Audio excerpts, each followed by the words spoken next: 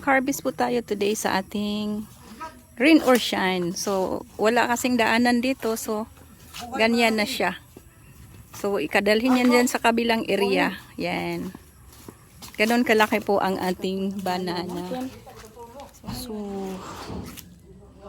yan na po ang kalahatan dito. Dalawang area po ang narikon dito. So, maaga ngayon ang buyer. So, yan na po siya lahat. Yan. So,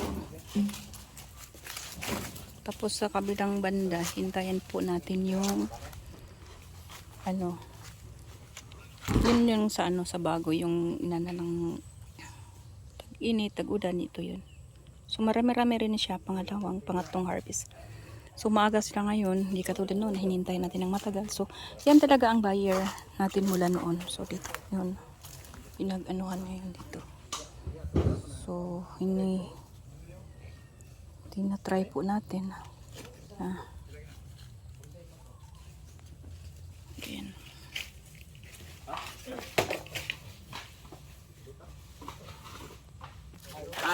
Live na po si madam.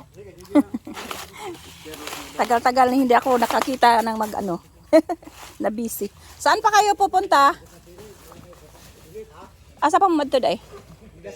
Tapos dalhin pa dire? Marami din doon? Ay, 10 lang?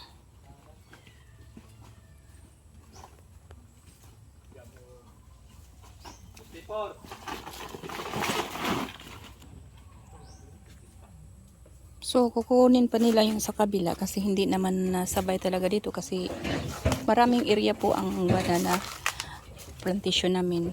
So, ayan. Ikaw, saan ka? Saan ka? Saan? Musta na?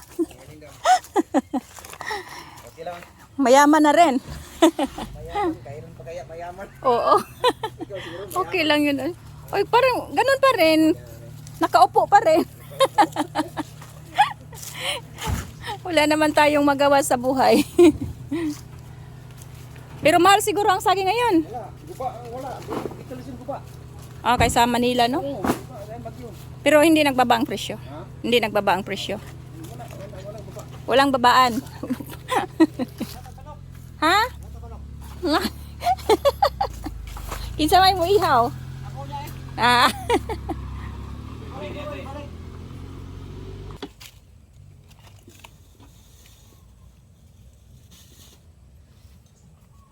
Buti nga maaga kayo ngayon.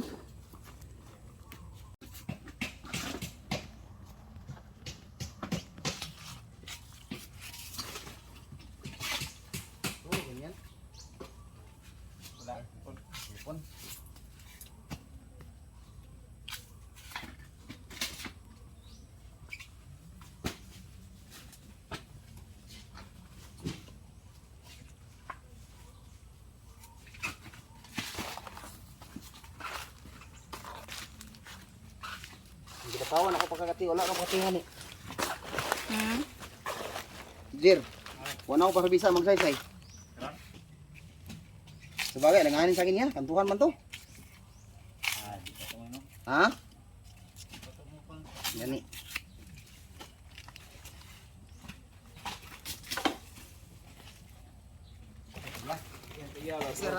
Ang lat ng mahlat ng bagay. Balaan niya yung kita. Buginan siya ba? Mm-mm. Ano na siya?